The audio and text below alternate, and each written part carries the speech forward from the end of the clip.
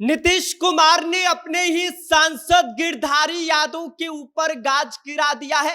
सिर्फ इतना ही नहीं, उन्हें डिस्क्वालीफाई करने के लिए सीधा लोकसभा स्पीकर को नोटिस भेज दिया है, जिसकी वजह से जेडीयू सांसद गिरधारी यादव की सदस्यता कभी भी निरस्त हो सकती है, जिसको लेकर अब बिहार की राजनीति में यह सवाल उठ रहा है कि नीतीश कुमार अपने ही सांसद के साथ ऐसा क्यों कर रहे हैं।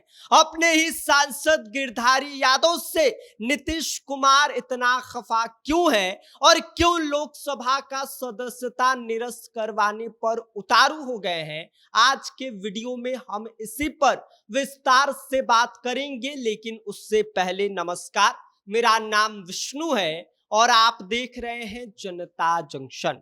अब जरा समझते हैं कि आखिर मामला इतना गर्म क्यों हो गया है कि नीतीश कुमार अपनी ही पार्टी के सांसद गिरधारी यादव के खिलाफ एक्शन मोड में आ गए हैं। तो दरअसल सबसे बड़ा कारण है पार्टी लाइन से लगातार बगावत।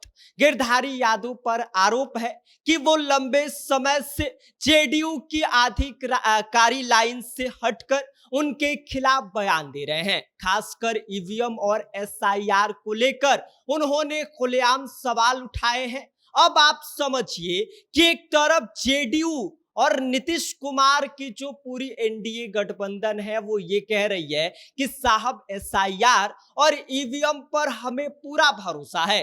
दूसरी तरफ उसी पार्टी के सांसद सार्वजनिक मंचों से उस पर शक जता रहे हैं, जिसकी वजह से पार्टी की इमेज पर सीधा असर पड़ा और यहीं से शुरू होती है असली परेशानी। जेडीयू ने पहले ही उन्हें चेतावनी दिया था, जुलाई में कारण बताओ नोटिस तक जारी किया गया था, लेकिन गिरधारी यादव के तेवर जो है वो उसमें थोड़ा सा भी बदलाव नहीं दिखाई दिया, बल्कि वो लगातार जेडीयू के खिलाफ बयान देते रहे, एसआईआर और ईवीएम पर सवाल उठाते रहे, जिसकी वजह से पार्टी को बार बार सफाई देनी पड़ रही थी। अब आते हैं दूसरे सबसे बड़े मुद्दे पर, परिवार की राजनीति।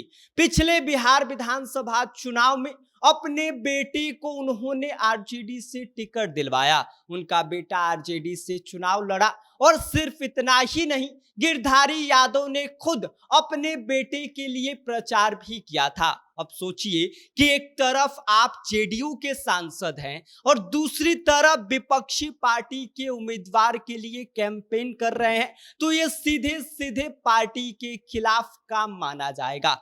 और यही वजह है कि जेडीयू ने अब अनुशासनहीनता इस बात को करार दे दिया है। पार्टी का ये कहना है कि गिरधारी यादव का बयान और उनकी गतिविधियां न सिर्फ पार्टी के स्टैंड के खिलाफ है, बल्कि इससे विपक्ष को ताकत मिलती है। खासकर जब चुनावी माहौल हो, तब ऐसे बयान पार्टी के लिए नुकसानदेह साबित हो सकते हैं। अब बात करते हैं इस नोटिस की, जिसमें जेडीयू की तरफ से लोकसभा के स्पीकर को जो है वो नोटिस दिया गया है, जिस नोटिस में यह कहा गया है कि गिरधारी यादव के ऊपर जो है अनुशासनहीनता के आरोप हैं, इनकी सदस्यता को निरस्त किया जाए। आपको बता दें कि लोकसभा में जेडीयू के नेता दिलेश्वर कामौत ने ओम बिरला को नोटिस भेजकर गिरधारी यादव को डिस्क्वालीफाई करने की मांग की है और इसके साथ ही पार्टी ने उनके खिलाफ दस्तावेजी सबूत भी जुटाए हैं। मतलब साफ है कि अब ये मामला सिर्फ पार्टी के अंदर का नहीं रहा, बल्कि संवैधानिक प्रक्रिया में चला गया है। अगर स्पीकर साहब इस पर फैसला लेते हैं तो गिरधारी यादव की लोकसभा सदस्यता कभी भी निरस्त हो सकती है। तो कुल मिलाकर बात यह है कि लगातार पार्टी लाइन से हटकर बोलना, ईवीएम और एसआईआर जैसे संवेदनशील मुद्दे पर विवादित बयान देना और विपक्षी पार्टी के लिए प्रचार करना, इन सब ने मिलकर गिरधारी यादव की जो है वो लोकसभा की सदस्यता को खतरे में डाल दिया है। अब देखना यह होगा कि आगे क्या होता है।